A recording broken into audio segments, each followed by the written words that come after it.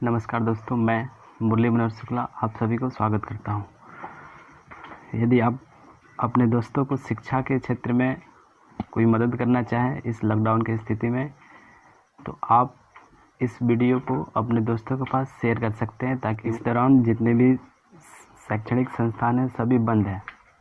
इसलिए यह एक सुनहरा अवसर है कि आप यदि दोस्तों को अपना कुछ मदद करना चाहें इस क्षेत्र में, शिक्षा के क्षेत्र में, तो आप इस वीडियो को अधिक से अधिक शेयर कर सकते हैं, ताकि आपके दोस्त भी इसे पढ़ सकें। नहीं तो होता क्या है कि जब स्कूल, कॉलेज, जितने भी शिक्षा संस्थान हैं जब खुलेंगी, तो जितने भी छात्र होते हैं उन सबको एक बर्डन होगा कि हमें इतना पूरा सिलेबस को कंप्लीट करना है, इतना कम समय है, कैसे होगा। इसलिए यदि आप उनको मदद करना चाहते हैं तो इस वीडियो को शेयर करें, ताकि वो भी आसानी से अपने सिलेबस को कंप्लीट कर सके। आइए तो स्टार्ट करते हैं। क्वेश्चन आपको स्क्रीन पे दिख रहा होगा।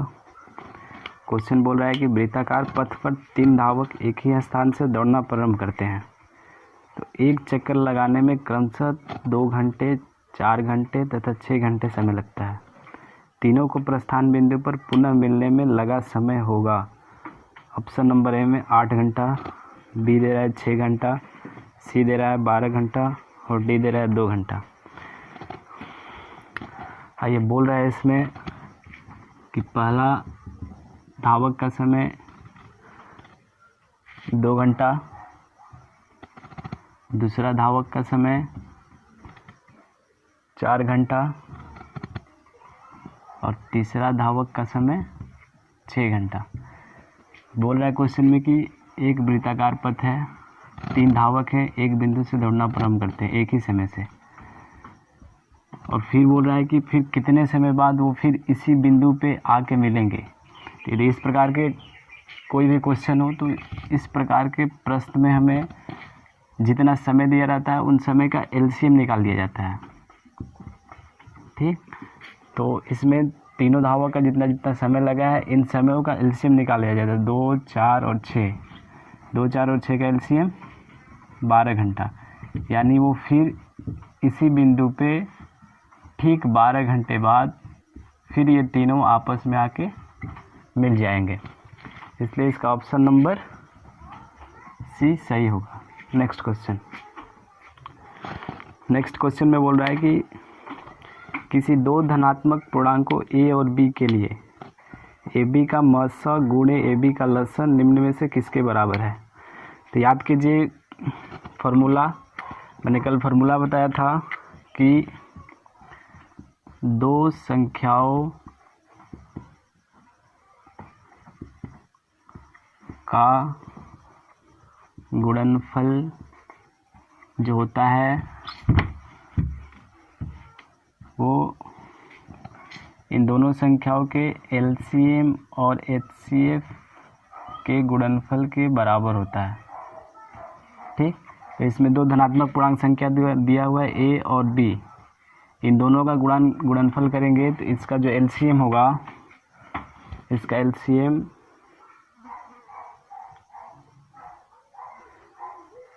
इसका ए बी का जो एलसीएम होगा और ए बी का जो एचसीएफ होगा,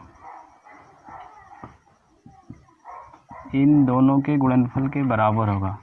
यानी क्वेश्चन में पूछ रहा था कि इन दोनों ए बी के एलसीएम और ए बी के एचसीएफ दोनों को यदि गुणा किया जाए तो किसके बराबर होगा, तो ए गुणे बी के बराबर। Option number C. Next question.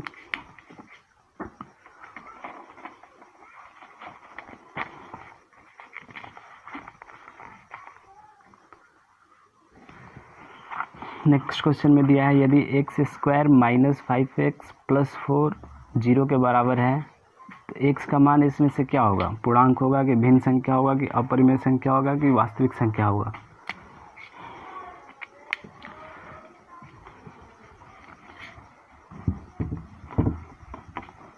Question में पूछ रहा है, क्वेश्चन में द्विघात समीकरण दिया है और उसमें x का मान पूछ रहा है क्या होगा, पूर्णांक होगा, अपरिमेय होगा, भिन्न होगा या वास्तविक संख्या होगा। दे रहा है x² - 5x + 4 0 के बराबर है। एक्स का मान निकालेंगे तो x square minus 4x minus x plus 4 zero के बराबर हुआ। एक्स कॉमन लिए एक्स माइनस 4 माइनस एक कॉमन लिए एक्स माइनस 4 बराबर जीरो। एक्स माइनस 1 जो जीरो के बराबर होगा और एक्स माइनस 4 जो होगा वो जीरो के बराबर है। यहाँ पे एक्स का वैल्यू 1 मिला, यहाँ से एक्स का वैल्यू 4 मिला, मतलब एक और जो 4 यह पूर्णांक है, इसलिए इसका जो ऑप्शन होगा वो पूर्णांक होगा, यानी option number A. Next question में बोल रहा है कि 3√3 है। नेक्स्ट क्वेश्चन में बोल रहा है कि 3√3 क्या है, परिमेय है, अपरिमेय है, या फिर पूर्णांक संख्या है, या इनमें से कोई नहीं। तो 3√3, इस 3√3 में 3 और √3 का मल्टीप्लिकेशन है। 3 जो है परिमेय संख्या है और √3 जो है अपरिमेय संख्या है। तो याद करें, परिमेय संख्या और अपरिमेय संख्या का गुणनफल क्या होता है, हमेशा अपरिमेय संख्या ही होता है, इसलिए 3√3 जो होगा वो अपरिमेय संख्या होगा, यानी ऑप्शन नंबर बी सही है। नेक्स्ट क्वेश्चन, यूक्लिड विभाजन एल्गोरिथम दो धनात्मक पूर्णांकों के निम्नांकित में से किसे परिकलित करने की तकनीक है। यूक्लिड विभाजन क्या होता है हमारा, a = b³ + r, मतलब यूक्लिड विभाजन कहता है हमारा कि यदि a और b कोई धनात्मक पूर्णांक है तो अद्वितीय पूर्णांक q और r ऐसा प्राप्त होता है कि a जो होगा b³ + r के बराबर होगा, और a और b का जो धनात्मक पूर्णांक है इसका h, यदि a जो होगा b से बड़ा होगा, तो इसमें जो यूक्लिड विभाजन एल्गोरिथम का प्रयोग होता है वो HCF निकालने के लिए होता है, यानी महत्तम समापवर्तक निकालने के लिए होता है। ऑप्शन में दिया है लसा, मसा, भागफल, शेषफल, यानी ऑप्शन नंबर बी सही होगा, मसा। ठीक। नेक्स्ट क्वेश्चन, 625 के अभाज्य गुणनखंड में 5 का घात होगा। 625 का अभाज्य गुणनखंड पूछ रहा है, 5 से डिवाइड कर देंगे क्योंकि 5 का घात पूछ रहा है कितना होगा। तो 5 एकम 5 है, 5 दूनी 10, 5 25, 25 5 125, 5 25, यानी 5 कितने हैं पूरे 4। तो 5 के पावर 4 इसका जो घात होगा वो पूरा 4 होगा, option number D. Next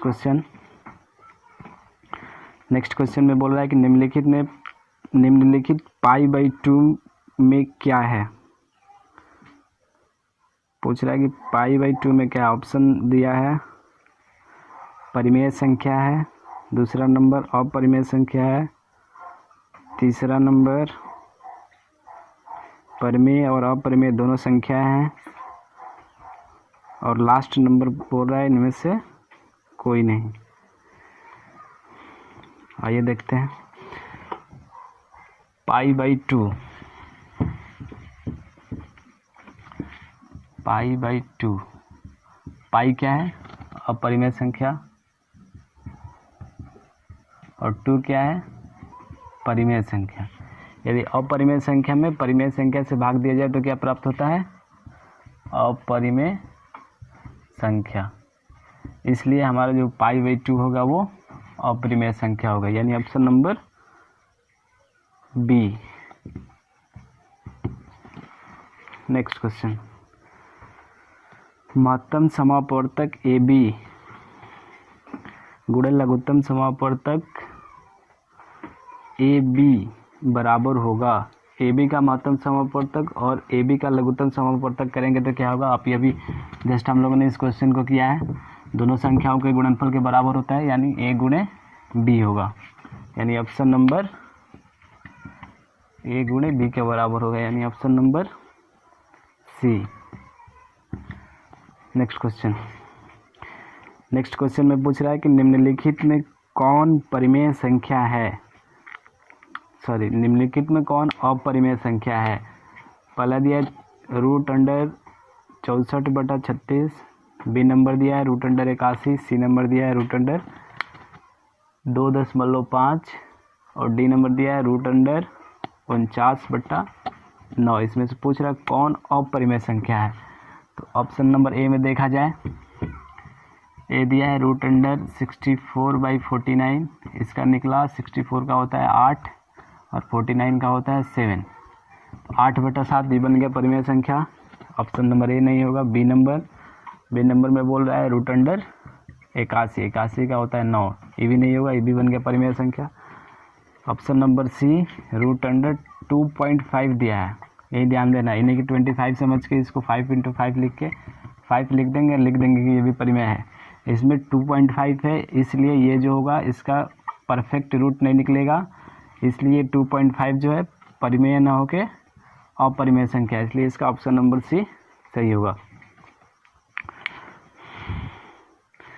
next question में पूछ रहा है क्या एक परिमेय और अपरिमेय संख्याओं का गुणनफल अपरिमेय संख्या हो सकती है? नहीं, होगी ही, क्योंकि परिमेय संख्या और अपरिमेय संख्या दोनों का जो गुणनफल होता है वो हमेशा अपरिमेय संख्या ही प्राप्त होता है, इसलिए इसका ऑप्शन नंबर ए हाँ हो सकती है। अब तक हमने इस वास्तविक संख्या में कुल वस्तुनिष्ठ प्रश्न मतलब 1 नंबर वाले जितने भी क्वेश्चन हैं वो कर लिए। अब कल से मतलब अगले क्लास में जो होगा वो अगले चैप्टर का यानी बहुपद का वस्तुनिष्ठ प्रश्न करेंगे। जितने भी ऑब्जेक्टिव क्वेश्चन होगा बहुपद का करेंगे, ताकि हमारे मैथ्स में 50 नंबर का, पूरे 100 में 50 नंबर का ऑब्जेक्टिव आता है।